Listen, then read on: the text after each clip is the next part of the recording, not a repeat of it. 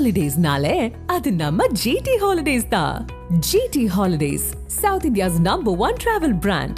You know you are special when you're with GT Holidays. இடைக்கால budget தாக்கல் பண்ண போறாங்க. அறநிலைத்துறை தரவா ஏதாவது புதிய அறிவிப்புகள் எதிர்பார்க்கலாமா இடைக்கால பட்ஜெட்ல? எதிர்கட்சியினர் அரண்டு போகிற அளவிற்கு அறிவிப்புகள் நிறைய இடம்பெறும். அன்புமணி ராமதாஸ் அவர்கள் நேற்று பேசும்போது திமுக கூட்டணி வலுவான கூட்டணி கிடையாது, அதிமுக கூட்டணி தேசிய ஜனநாயக கூட்டணி வந்து தமிழ்நாட்டில் 200 தொகுதிகளுக்கு மேலே வெற்றி பெறுங்கிற ஒரு நம்பிக்கை சொல்லியிருக்காரு. திமுக கூட்டணியில் ஆளே இல்லைங்கிற விமர்சனத்தையும் வச்சிருக்காரு. உடைந்த கட்சியின் ஒரு பாகமாக இருக்கின்ற அன்புமணி பேசுவதற்கெல்லாம் பதில் சொன்னால் சரியாக இருக்காது.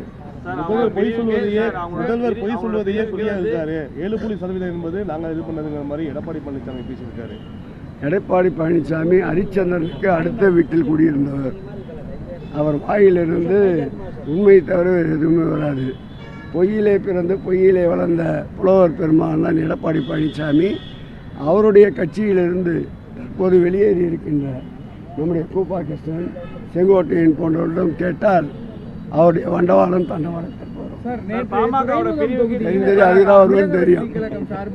கருத்து கேட்க சென்றவர்களை நீங்க ஆட்களை வைத்து அடிச்சிட்டீங்கன்னா ஆதவர்ஜுனாவும் நிர்மல்குமாரும் அவர் சொல்றதை நீ அப்படியே பேசக்கூடாது. என்ன நடந்த பப்ளிக்கும் தாவக்காக தான் சண்டை. எந்த ஊடகமாவது நீங்க பொதுமக்கள் பாதிக்கப்பட்டு தாக்குதலுக்கு உள்ளாக்கப்பட்டு ராஜீவ்காந்தி மருத்துவமனையில் சிகிச்சை பெற்று வருகிறார்கள். அதை குறித்து யாராவது பேட்டி எடுத்து போட்டீர்களா? வெறும் அவர்கள் சொன்னதையே பதிவு செய்கிறீர்கள். உண்மை நிலையை களத்திற்கு சென்று விசாரியுங்கள்.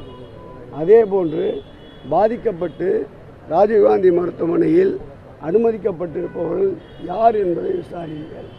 முழுக்க முழுக்க பொதுமக்கள். இது பொதுமக்களுக்கும் அந்த இயக்கத்தை சார்ந்த அந்த கட்சியை சார்ந்தவர்களுக்கும் இடையே ஏற்பட்ட மோதல்.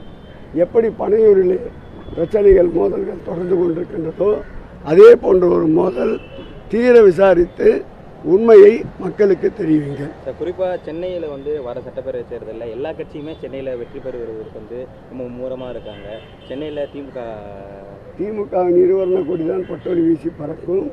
கிழக்கு சூரியன் உதிக்கின்ற இடம். ஆகவே சூரியனை சின்னமாக கொண்டிருக்கின்ற இந்த இயக்கம்தான் சுடரொளி வீசி பறக்கும். செயின்ட் ஜார்ஜ் கோட்டை என்னாலும் எங்கள் முதல்வர் வசம். அதில் எந்த சக்தியாலும் தடுக்கும். சென்னையில் அனைத்து தொகுதிகளுமே திமுக 22 தொகுதிகளிலும் மாண்புமிகு முதலமைச்சர் அவர்களுடைய வெற்றி கொடிதான் பறக்கும். பாமகவுடைய பிரிவுக்கான திமுக தான் அப்பாவே அவர்கள் வச்சுக்க தெரியல. அவர் ஒரு கட்சி வேறு வச்சிட்டு இருக்காரு. அதுக்கு வேறு கேள்வி கேட்டுனா அதுக்கு வேறு பதில் சொல்லின்னு இருக்கணும்.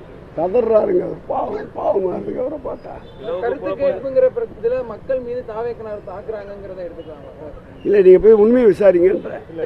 ராஜீவ்காந்தி மருத்துவமனையில் 3 நபர்கள் மகளிர் தாய்மார்கள் அனுமதிக்கப்பட்டிருக்கிறார்கள். அவர்களை சென்று கேளுங்கள். அவர்கள் கட்சியை சார்ந்தவர்களா பொதுமக்களா? அவர்களும் வந்தவர்கள் என்ன பேசினார்கள்? வந்தவர்கள் அந்த பகுதியை சார்ந்தவர்களா? வந்தவர்களுடைய தோற்றங்கள் எப்படி இருந்தது?